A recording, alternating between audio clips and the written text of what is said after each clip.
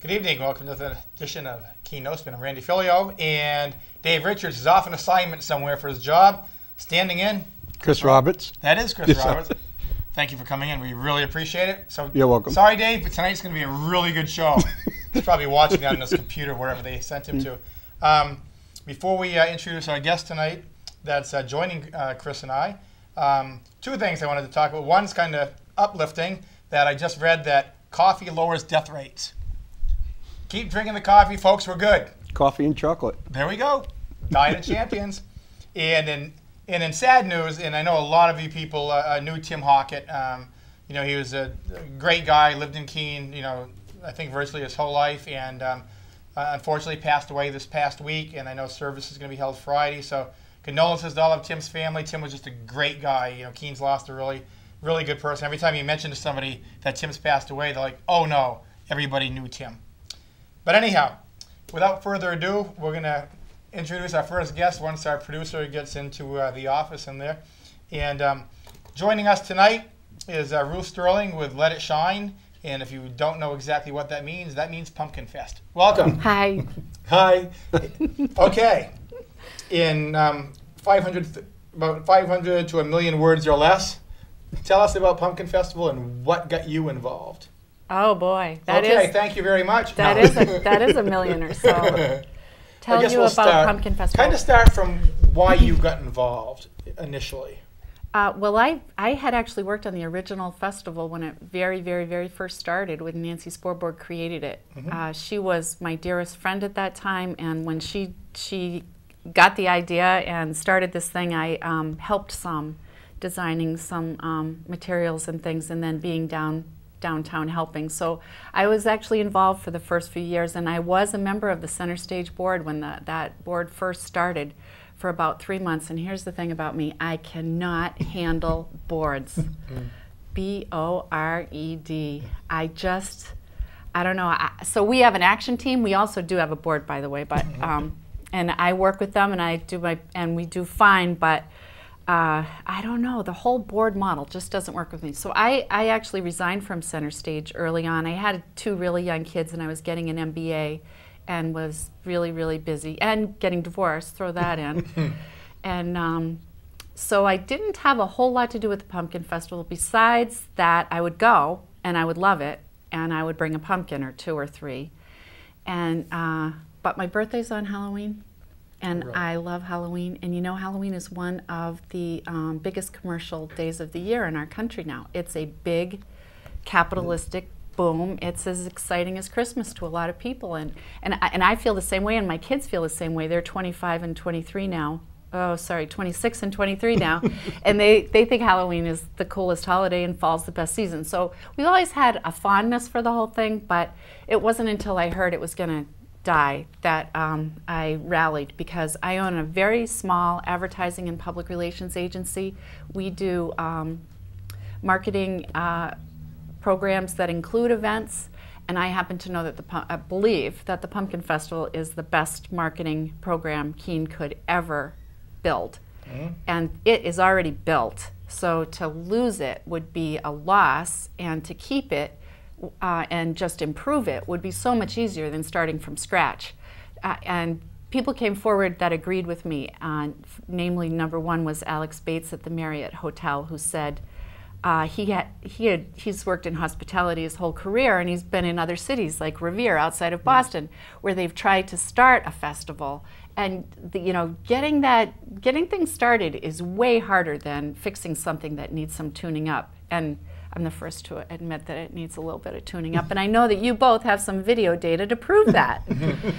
So it was reluctant. I wasn't looking for something to get married to for a year that was going to ruin my personal life and you know, make me gain 30 pounds and just devastate my retirement fund. I wasn't looking for any of that. I was looking for another really exciting client, and I always try to find clients that are a good match. I do a lot of work with home health care, hospice, and community services and the hospital, Dr. Post and Miller at Keene Orthodontic Specialists, all people that I think help people in their lives.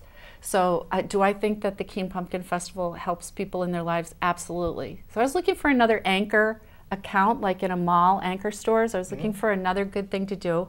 But Nancy Sporborg also works with me, and Nancy created the festival. She also created the Healthiest Community Vision, and we worked together on some of those things. And so I asked her, I said, Center Stage is giving up the Pumpkin Festival. Will you come back and we'll take it on as an account and you know, like our other accounts? And her first reaction was to break into tears. And I didn't hear from her again for 2 weeks. She didn't want to go back. There were so many people who had broken hearts about the festival. So many people had banged their head against the brick wall for so long trying to get it right and didn't believe that things could be improved. Nancy, in that period from that September through, I don't know, about March, she was starting to see that things could change, that the food court idea opened a lot of people's minds, that if you could do something that different, yet that's so simple and so, you know, it's sort of like a no-brainer. Let's just build this thing like you would a mall and put the food all together, and all of a sudden you can walk down the street and see the pumpkins and the beautiful street. And, you know, there's only one day a year you can walk down the middle of Keene's Main Street without getting hit, without running into a car. And kids love that feeling of standing in the middle of their city, in their, you know, I know this because of mine. It's a rush. It's a great feeling. So lots of reasons, but basically I felt like I didn't have a choice. Now, one of the things that you alluded to, yeah, I mean, Dave and I went down and got some video of, you know, the positive things, and then some of the parts that wasn't so positive. And I think it's just that one issue that most people were concerned about, and that's mainly in the college neighborhoods is where most of the issues were a problem. Although I'm hopeful now that Jay Kahn, who's interim president, being a Keene guy, you know, is really going to take more of an interest in what his students are going to be doing. So as far as... wait, I have to interrupt you. I don't get to comment on that. Okay. Because I disagree. Okay. I disagree. She disagrees. We're done for tonight. No, go ahead. Absolutely. Go ahead. I agree with everything you said except the label college. Okay. Maybe I should say college-age students, and some returning alumni, and some not-so-friendly local people also. I would give you a really simple label that's the 18 to 25 age group. The 18 to 25 age group that hasn't quite developed their best behavior, okay, and probably lives in that southeast part of town, southeast to south. Yeah, it'd be southeast. South to. And some in the southwest. I guess it's both sides of both sides. I of that hear they area. call it the bucket. That there's so much activity for a police officer to do that it's like fishing in a bucket to go down through there. And well, I'd have to disagree with both of you guys. All right. All right. Okay. A battle. Let's get a lively show going now. Because when I took the video, because I live right in the middle of the bucket on Grove Street, and when I was looking, a lot of it wasn't Keene kids. And when I went on Willow Street and by my house, there's one where there was 47 cars in the parking lot. There was another one that was like 17 right from my house. And they were from all different places. They didn't have Keene State College. They had people that from Keene, but people all came in, and it was almost like an army barracks. Everybody coming in off leave and just piling into the room. And if there was a fire or anything, there was no way the fire department would. Somehow that area was gravitating for people to come in. It says like, come into Keene, free room to wreck out. And those kids were coming into Keene. They knew they could tear it up, and they were out by Sunday. And you're sure they were kids, right? Because they're college. You know, there's a lot of people like our age who do the same thing. Yeah. I can't even stay awake. No, I don't mean that. They party late, but they invite all their friends, and their yards are full of cars, and that is an issue. That's an issue. That's a little wrong. That's a code enforcement issue. And to me, on Friday night, if the police or someone go over and say, here's a ticket, and then if they don't move their cars, they start towing away a few cars. Yeah, a little Then all of a sudden, I think it's going to change some stuff. Well, you know, I have this thing, don't mess with Keene. Don't come here and urinate on our grass. And don't come here and litter. And don't come here and think that we're going to let you break any rule that we have. But do come here and have a great time. Which reminds me, sometimes when I'm quoted in the Sentinel, they get the first half of what I say absolutely perfect. And then when the point gets lost. And the other night I said that I've had an awful lot of fun in my life without being arrested or ending up in the ER. But my real point is, you can have a lot of fun without being arrested or ending up in the ER. And if we could just help the 18 to 25-year-old kids recognize that, that we want them. You know, instead of it being a big power struggle, tug of war, we want them to have wicked fun here, short of breaking any code or any law. And we have great codes, and we have great laws, and we have great enforcement. So I just don't think we should be quite so tolerant of, so, you know, I wasn't the strictest parent, but I told my kids if they got arrested for anything that they knew was against the law, or, you know, not to call me, that they were going to spend the night where they were. Don't wake you up. What they did was indefensible, so that they, you know, it's, what's that called? Being just too permissive. Right. So I want people to come here and have an excellent time, but I don't want them to treat us like we're going to let them have an excellent time at our expense. They're not going to mess up our lawns. They're not going to mess up our town. They're going to come and enjoy us, and we're going to enjoy them, and it could be a beautiful thing, really. Well, kind of like come into Keene, trash that town. We got room in the inn, correctional facility. We do. We have a beautiful. No, I think that we're talking about a minority of people a small group. who go out of bounds, and that just like in a basketball game, you get 5 fouls. You know, it's not that they're evil people, maybe. It's just that they need to be told that that was a foul. Don't do it again. Here's your little $25 fine. That was a big foul. That's a big. Don't do that again. Here's your $100 fine. Whatever it is, just, you know, take ourselves seriously. You know, we're not victims. We are not victims of the 70,000 people who come here. We are hosts. We have the power to host them the way we think people should be hosted. And we do it really, really well, you know.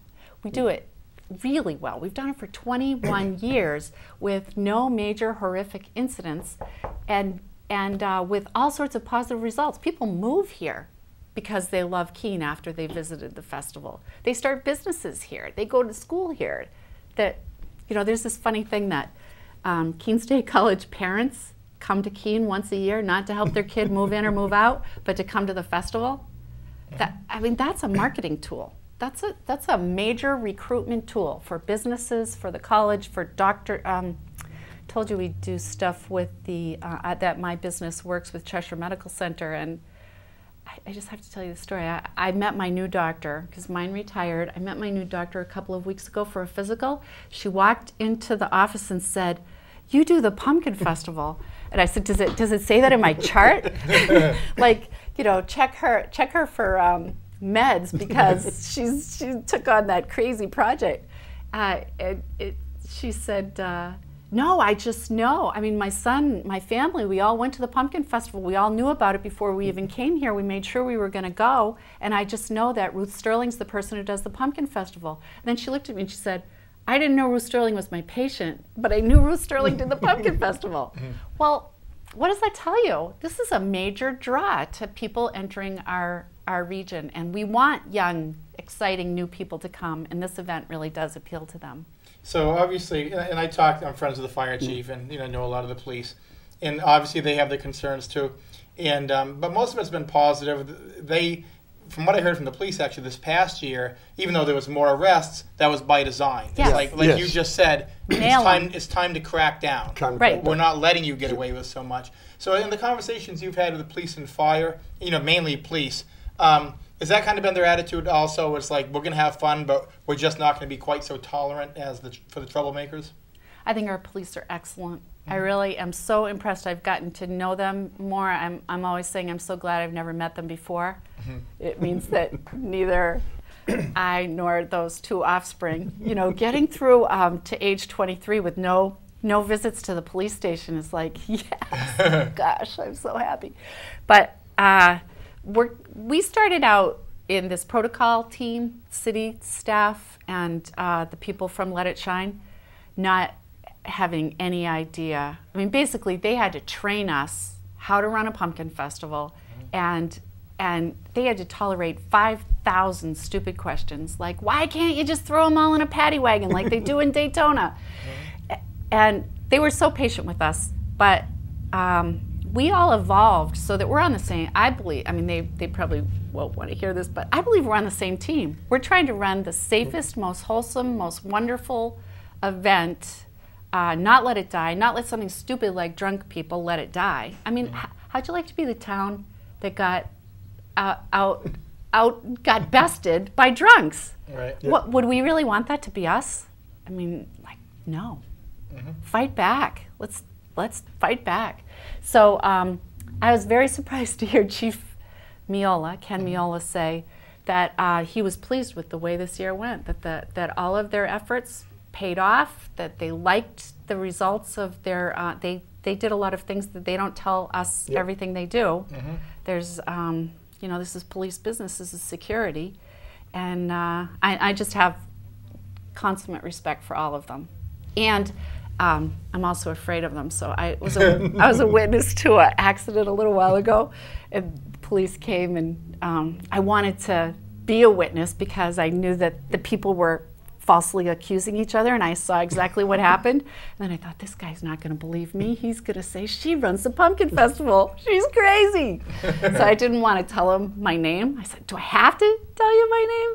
And then I did, and he said, why? You know what? I said, I just figured, you know, you're so sick of the pumpkin festival that you just, he said, no, we had a great time. It was a great year. Love it. My kids loved it. It was great. So I'm not sure people hate it as much as we think. I think it might be the thing that needs fixing that we like to squawk about. Maybe.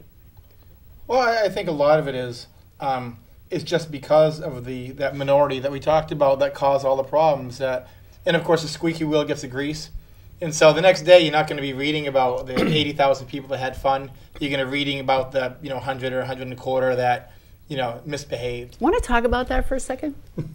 80,000 that had fun? No, what you read about. I think that that journalists can be very lazy and can pull out last year's question list or last year's paper and say, okay, I need to ask about pumpkin crops that weren't up to speed. I need to ask about nonprofits and how much they make. They take out this old list. Well, we have a new list. We have a list of what are you going to do to fix this problem after 9 o'clock? You know, not, I don't know. There's just different ways to ask the question. It's kind of like when in the morning, I went and took the video. For example, Cumberland Farms makes a heck of a lot of money. Oh, a heck of a lot. And they had an individual there. By about 8 o'clock, it was almost completely cleaned up, the whole thing. The sports bar right across the street, they cleaned it up. And I went to a number of the places. Athens Pizzas cleaned it up. So to me, they did their social and civic obligation. We made a lot of money, so we're going to pay to have someone to clean it up. There was another bar right down by the bagel place. It was totally trashed all over the place. Smashed pumpkins. What bar was that? They didn't do anything, and they just felt that the city or you should clean it up. So, and it's easy, as a journalist, you can go in and take a picture of that and say, see how Keene looks. When if you took the other 270 degrees, you say, wow, this place was tramped and it was trash, everything. But they had cleaned it all up because they made an awful lot of money. That might be an interesting thing this year also, just maybe, even though the business owner doesn't own that plot of land in front of them, that might be some good incentive. It's like, hey, and I used to be a former downtown merchant, and everybody does well, that particular weekend.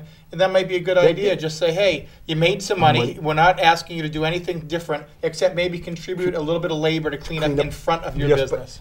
Well, they say if everybody cleaned their front yard, the whole world would be clean, right? I'll tell you, you're just a woman of a lot of few words, but very poignant words. And you know what else really peeves me about that mess? Well, first of all, that mess should never have happened, but let's start from after the mess, right?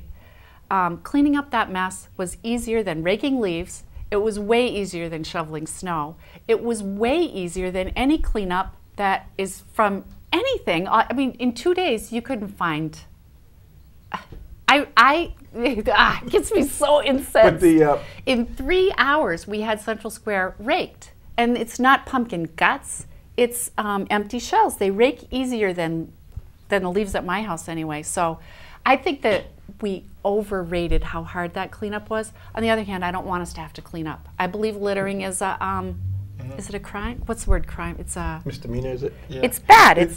You don't do it. When you talk about the police, the Keene police did a great job.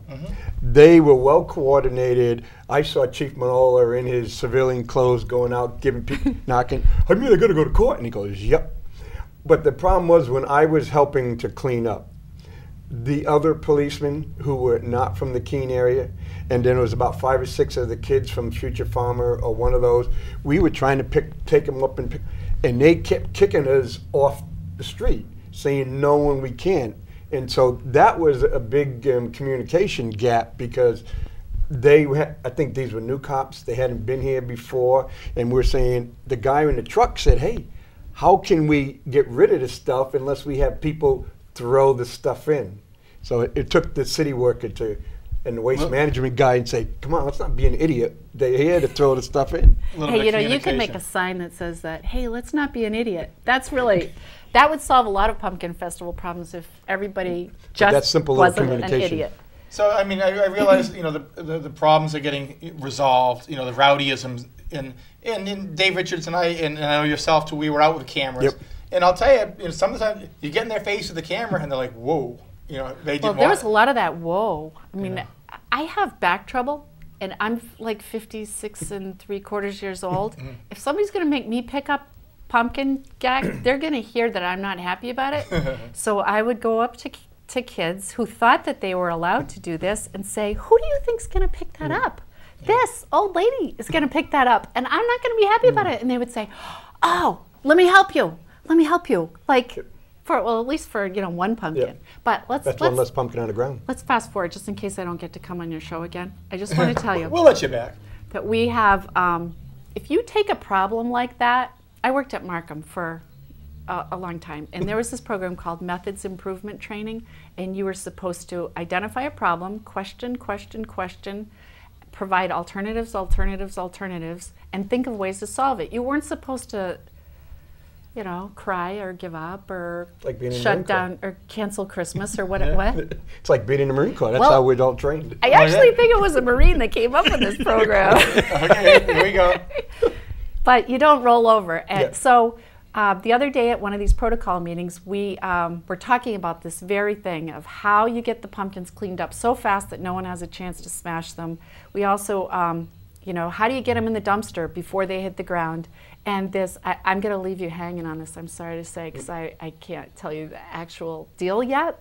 But we have a plan that could be the most exciting thing ever about Pumpkin Festival since the tower. That could, and Shane Maxfield turned to me, he's the police officer, he turned to me and he said, you could have that whole place cleaned up in 1/2 hour that way.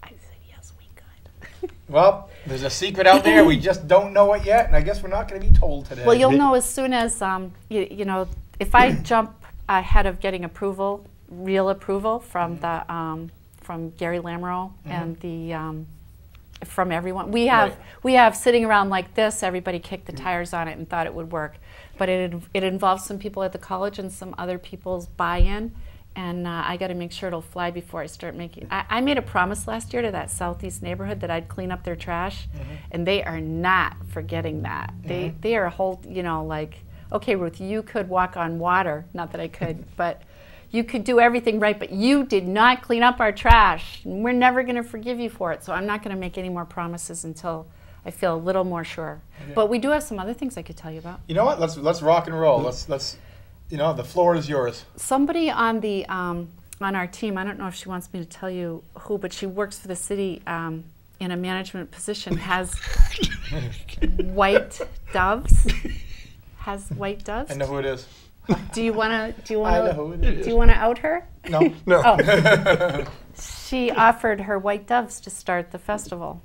So beautiful sign of peace, starting, you know, up by the tower, by the church, you know, peace here in Keene.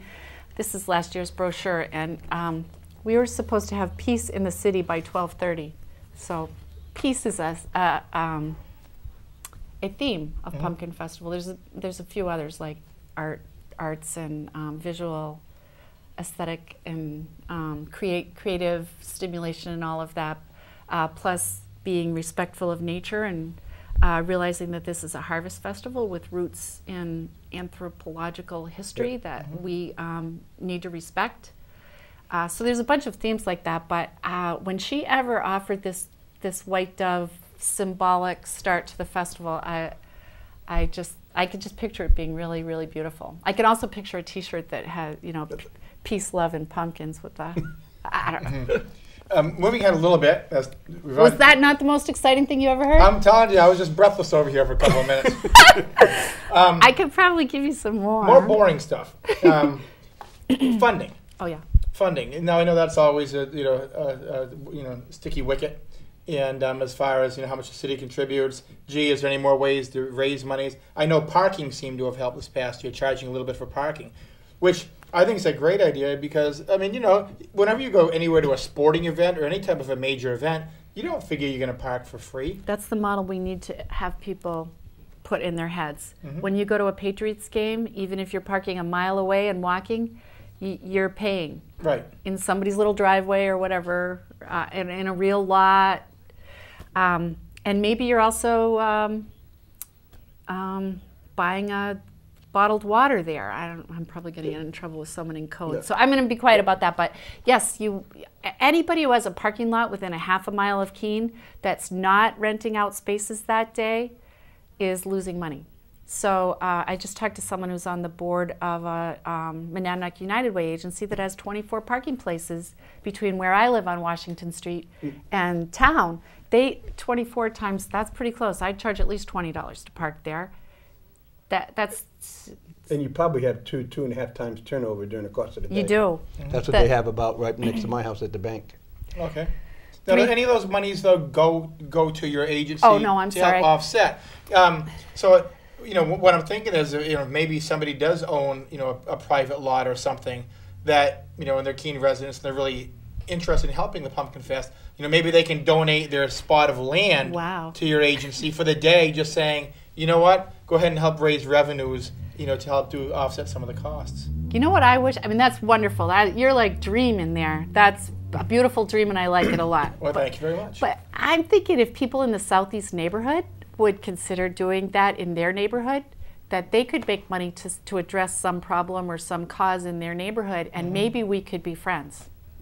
Because there are some excellent parking lots in that area.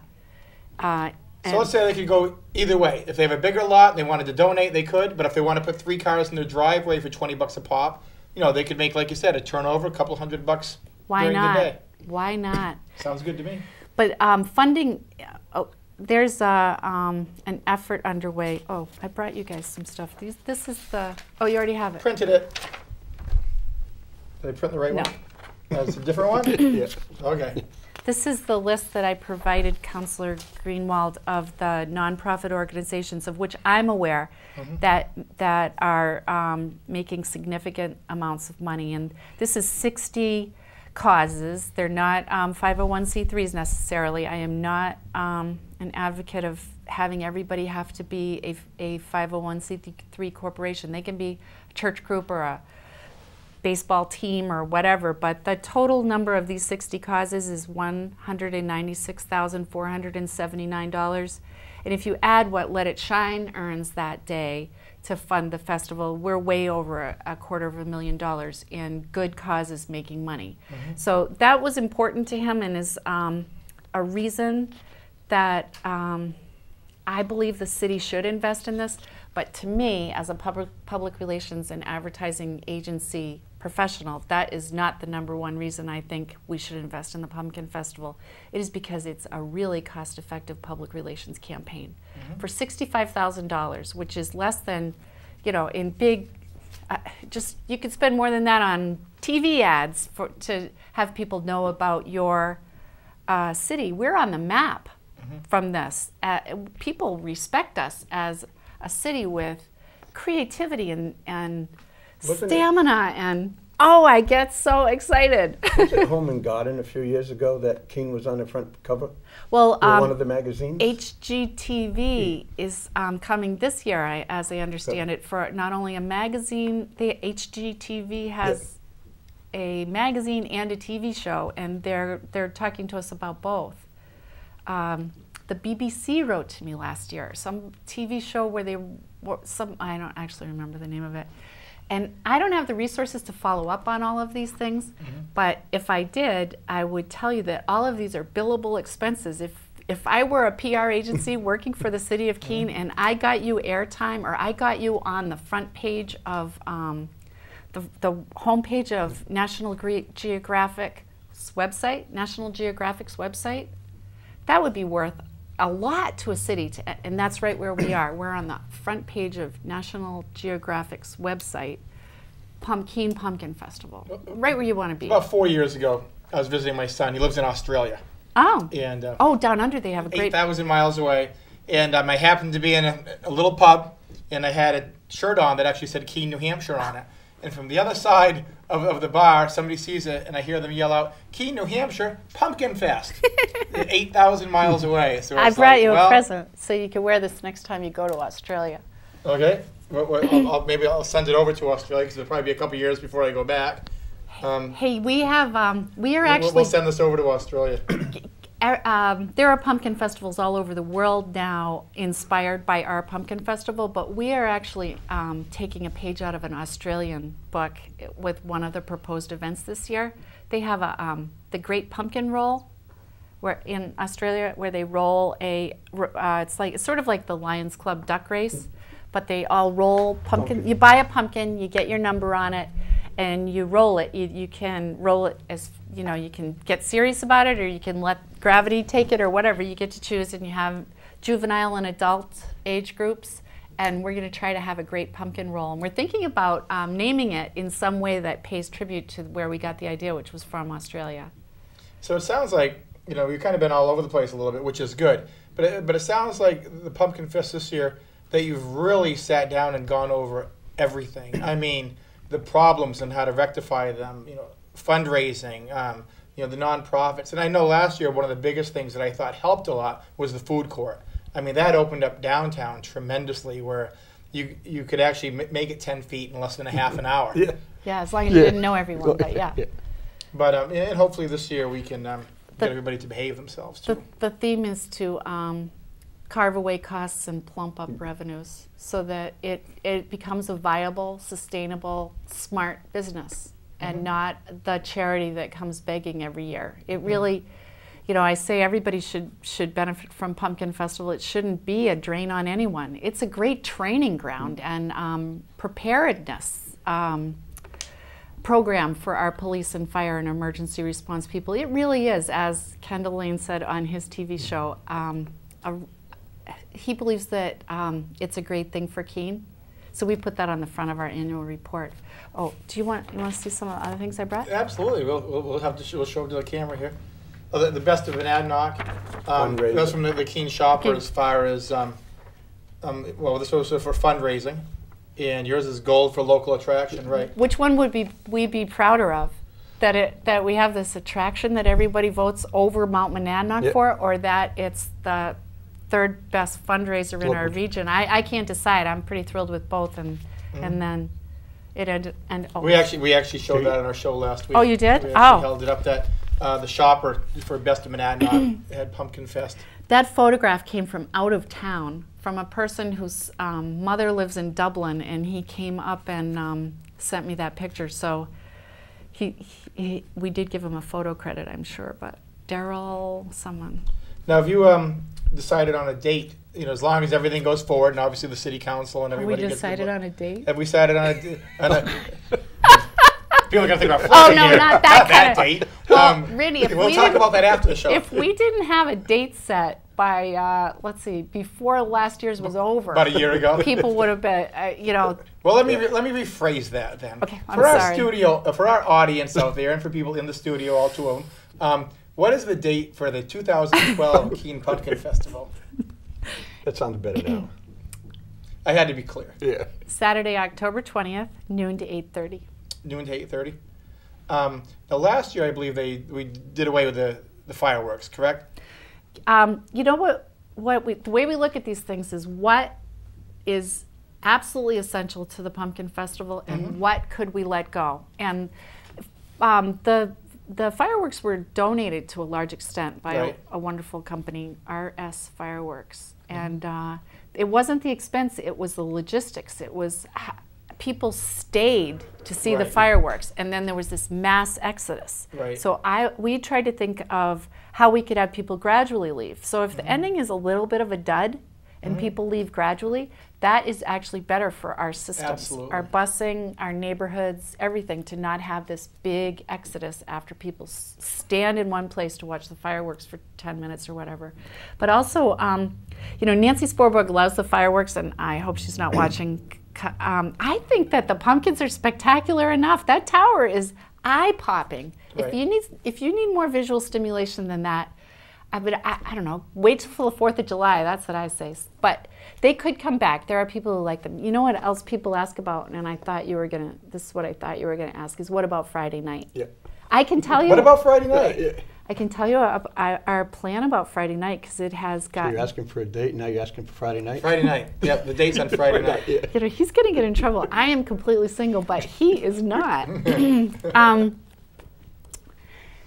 So when in order to get a festival, I would have compromised just about everything last year. I would have had 3,000 pumpkins on Central Square just to keep it going until we could figure things out. But in the minds of the city staff, it's not scalable. You either blockade all the roads and do it, or you don't. And so the thing that they wanted to condense was the time period that they were straining their resources, the exhaustion factor and everything else, and coverage. So we went noon to 8:30, and that seems like about the bare minimum. I mean, there's a councilor that would like to have it not so late at night, but without a twinkling pumpkin. If you're just going to have a daytime festival, I don't know. No jack-o'-lanterns in the daytime. It's not the best thing. So. So we forewent. Is that we? Forewent, yeah. Forewent,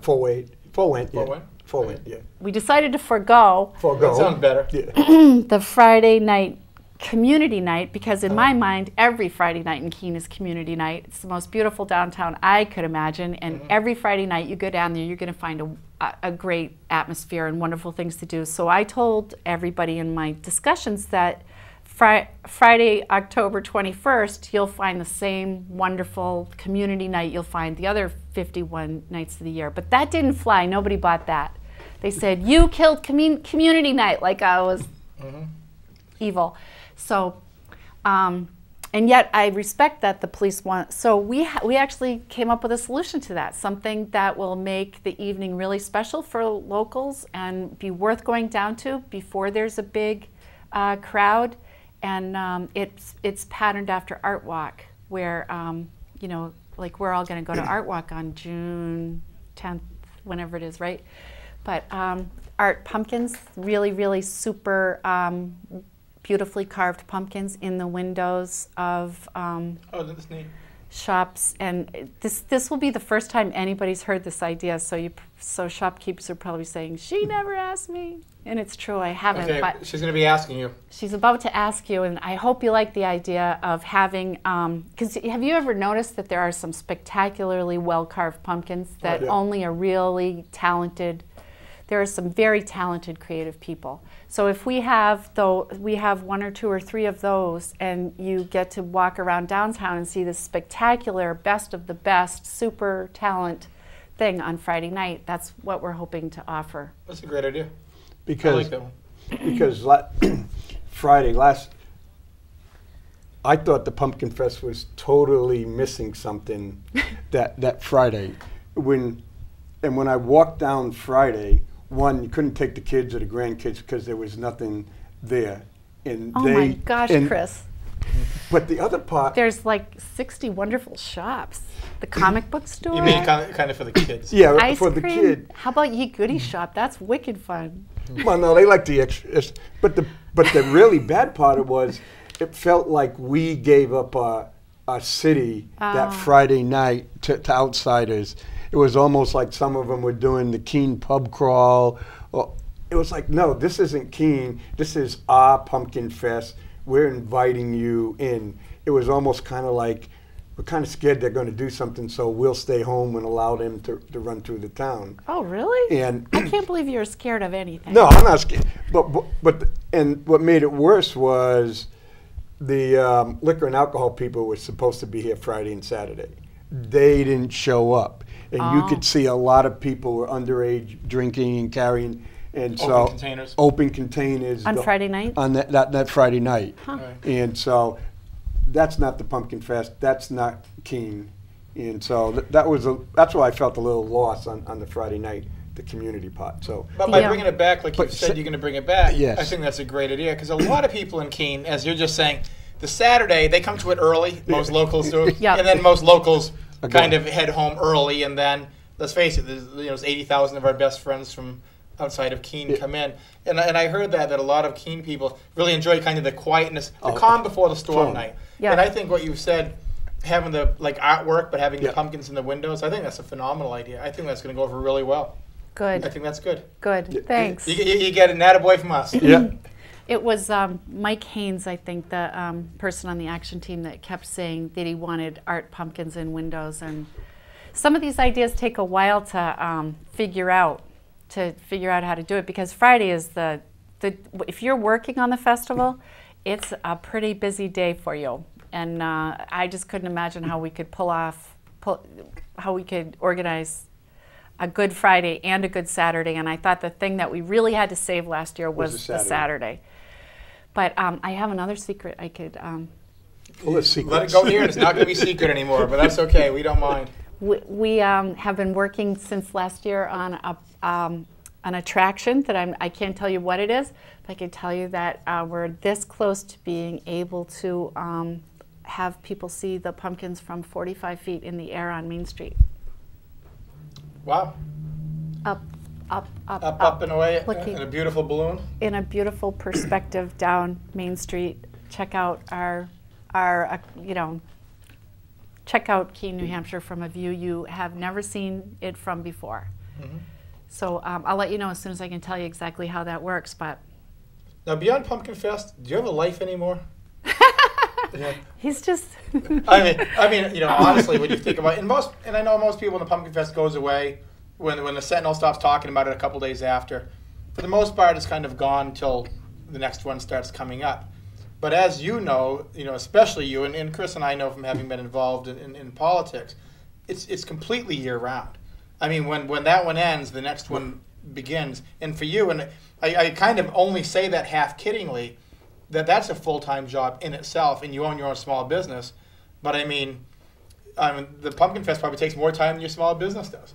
Well, that better not be true, and I don't want my customers to feel neglected. But right after last year's Pumpkin Festival, I don't think it was even a week, we got together with Dan Scully's team, Dan Scully, the architect, about taking the food court idea and making it more comfortable, spreading it across the two parking lots where the food court and the craft fair are.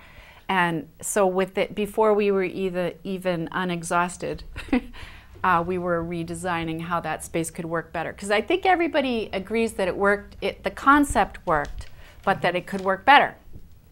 And you know what I was kind of hiding for a couple of months after Pumpkin Festival because some of the stuff that happened hurt my feelings. The smashing of the pumpkins hurt my feelings. I thought it was a hideous waste of energy and beauty. I don't know, I just couldn't quite figure out why that was a good idea. I was also a little tired, but I was also afraid. That I'd walk down the street and people would. I'm not a politician. I'm not a politician. Yeah. I'm a private. I'm used to coaching people. Here, say this when you go on TV. I'm not used to being. Yeah. So I kind of hid, did the sensible thing and ostriched for. Yeah. I didn't even want to have another meeting, and then when I did start coming out. No, maybe that. Yeah, all these code words, all these code. That's why I don't have a personal. A lot of secrets coming out here tonight. When I started going out in public more daringly, the overwhelming response is almost embarrassing. How people don't hate this festival like you think. We don't think that at all. They don't like the troublemakers. But whatever people, everywhere I go, I kind of like, oh, don't yell at me. No, I'm having a bad day. It is nobody has yelled at me. Mm-hmm. It's all, thank you so much for doing this. They think I'm a little cuckoo, probably true, but 100% of the feedback I've gotten from perfect strangers who now know me from coming on these shows is thank you. Well, I mean that's pretty good stuff. I was just sitting over there doing nothing for the first 20 years. And you're hitting it, and it's got, if you're in politics, you'll understand. So if you hear about the Pumpkin Fest, or you hear about the Bear Cat, or you hear about going from 5 to 4 principals, or you hear about doing this, you will have a vocal group. Okay, there's 13,000 voters in Keene, and then you may have 10 or 15 people from on the school board meeting complaining, or you may have 30 people complaining about the Bear Cat. And that's the tough part is, do you just go in and just focus your world just on those people in front of you, or you kick back and say, you know what, I have to look at the big picture. How many people actually support it? And, or as they used to say, the silent majority. Right. We still have the silent majority that people go their own way. To me, when you have the kiddies parade on Saturday, and 3,000 kids. That's the silent majority. Yeah. Those people are bringing their kids out here. If they didn't like the Pumpkin Fest, they wouldn't have marched in the parade, and they wouldn't have did the pumpkin bowling.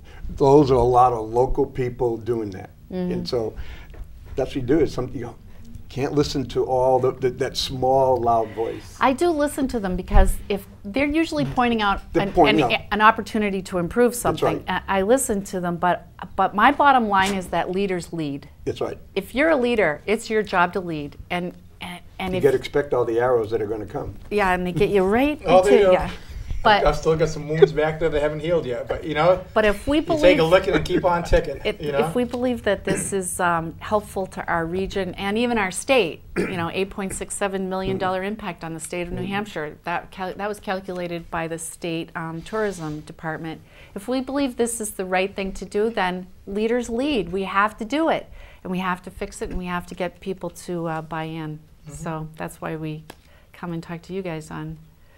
And we're gonna have you back, a few times as it leads up, just to kind of find out how things are going. Oh, absolutely. I'll send you an email. Oh, no. We'll just come get you. It's not a problem. But we've got about 10 minutes left. But I want you to sit right there and watch the rest of the show because I want to just go over some other local Keene events that aren't Pumpkin Festival. You want me to sit here and be quiet? That's impossible. For 10 minutes? That'd be. You know what? We're gonna try to set another record here. It's not gonna be a pumpkin record, but it's gonna be a quiet. I'll let her come on my show as long as you guys don't keep talking those code stuff. I got a family show. Okay. Anyhow, thank you very much for coming on. We're gonna have you back. She'll be on your show. I'm sure all the other shows on Cheshire TV. Right. We've got only about 9 minutes left. A couple things I wanted to go down, and gonna have to have you back because I wanted to talk about more state stuff too. I call what's going up in Concord the state of confusion, and I know you agree because you're the. That's being polite. Yeah, thank you very much. A couple things I want to talk about in Keene business-wise. The Life is Sweet candy shop and the cupcake shop, they're opening up this week downtown Keene, right on Central Square, right near the Stage Restaurant. And I did hear some news this week that Antioch College is buying the Colony Mill. Oh. So you heard it here. And I heard it from a reliable source, and they're going to be planning on turning their old campus into housing, and the new campus will be at Colony Mill. So, what that means to the stores that are still there, I don't know. But like I said, 3 or 4? Yeah, a couple of them. I'm wondering because you have the Elm City Brewery there. Yeah. What a great fit. That's a great business. Isn't that a recruitment for a college? Hey, we already have our own our bar and grill there. So, I'm sure you're going to be hearing more about that, probably in the Sentinel and on the radio and things. But the work is in progress. It hasn't happened yet. But I think down the road shortly. They had looked at the center of Keene for a while, and that kind of fell through. Yep. And now it's back on track looking at the Colony Mill. And when you think about it, because we kind of know retail is not going back to the Colony Mill. That's over. And you look at the way the building's set up and everything, it's like, that makes sense. Yep.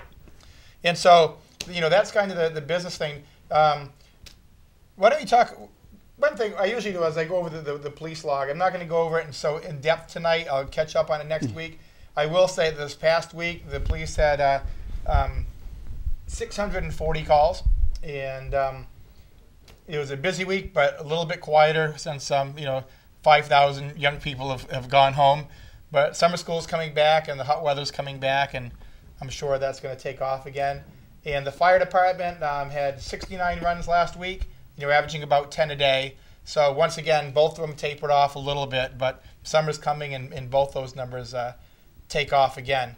One comment I did want to make on the police report, though. Saw this week 2 young guys got caught breaking into the old YMCA with backpacks. And you read about that, and it's like, guys, are you stupid? You're from the area. You know what just happened a couple weeks ago with a shooting and somebody burglarizing. And it's like, obviously they weren't thinking, because clearly they broke into a vacated Y anyhow. But I mean, what that could have meant if they had made one, wrong move. Smarten up. So, and kudos to the police department for remaining calm and, going in there and, handling it like that's one good thing about this police department. It has a cool, mellow approach. They're not like New York or LA being aggressive and sometimes causing unnecessary stupidity. They do a great job. And I know there's a certain group of people in the Keene area that think our police department is aggressive and all that. I've seen other departments in the state. Oh yeah, pull that stuff in Manchester, Nashua. Gone. And you see the Keene police. Take some of this barking by this certain group that'll get right in their face and just bark, and the police just kind of look around. It's like, you done? Yep. So kudos, and I'm glad you see that too. And most of us that are on the council that have had a chance to work with the police see that they're a very reserved police department, and that's why it's so hard to find cops to work in Keene, because it's busy.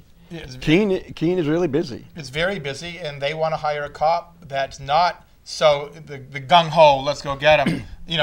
When that's necessary, they want them, but they want one in situations they can step back and... it's to diffuse the situation, not accelerate the situation. Exactly, and they do in a lot of cases. They make some of these kids bored because they won't confront them. Yeah, and that's what they purposely... They want you to be aggressive towards them so they can film it and put it up on YouTube, and they slice it and edit it and look like it's some police brutality. Exactly. They'll take a half-an-hour clip, do it in like 3 minutes, and make Keene look like L.A. when it was at its worst. So kudos to the Keene police for once again, keeping a calm demeanor on something that could have really gotten ugly. But we got about 5 minutes left, and Dave and I, talk about it each week about what's going up in Concord, because it does affect Keene immensely. I mean, what do we talk about? Like, seems like every year now we get another $1 million slashed. Being in the very, quiet minority up there, maybe not quiet, but being in the minority where it's hard to get anything done. I was reading again this week, all they seem to be talking about there is a contraceptive and women's rights. And I guess what's your, in the next 4 minutes or so, what's your view on what's going on up there, and, what's your hope? My hope is that this election doesn't swing all the way to the Democrats, because you'll have radical Democrats who'll try to undo what the Republicans, and in the meanwhile, we'll just go deeper and deeper in a hole. The pendulum that keeps going back and forth. And basically, if we had a 190, 210, 185, 215, and with moderates, I think it would work. Like up in New Hampshire, I have people up at the State House and Democratic leadership haven't talked to me in years because I'm not all way past John Kerry or Bernie Sanders. I'm a moderate. I think I represent Keene because we're pretty moderate. Moderate, yeah. And so, but they've got both the Democrats and the Republicans. They got these small cliques, and it's their way or the highway, and they just tell a lot of people vote up, vote down. And to me, when we go in, we say, hey, we have 400 representatives. We're the most representative body in the world. I would say that's bullcrap. We're the least representative because we're the oldest body in the nation. We've got about almost 2/3 of the people are 65 and older. Yep. which their interest is not education. Their interest is eliminating as much tax as possible, so as you see that.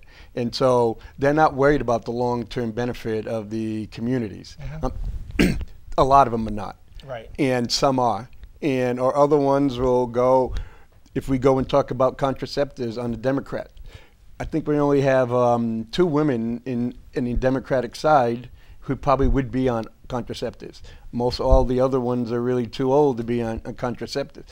And we lose something when we go and try to say, well, this is a really important issue. I spoke on it and delay on abortion because I got 3 daughters, I got 2 grandkids. To me, it's really important. Right. But we don't have young men, we don't have young women, we don't have people from the college age representing the Democratic Party. And so we had this group. So you've got O'Brien and you've got Norelli, and it's that small clique both sides, back and forth, back and forth. So wouldn't it be nice if New Hampshire could be like the Keene City Council, nonpartisan, to just vote the person in? Yeah, I would love us to have, California did open primaries. Louisiana has it, and Washington has it.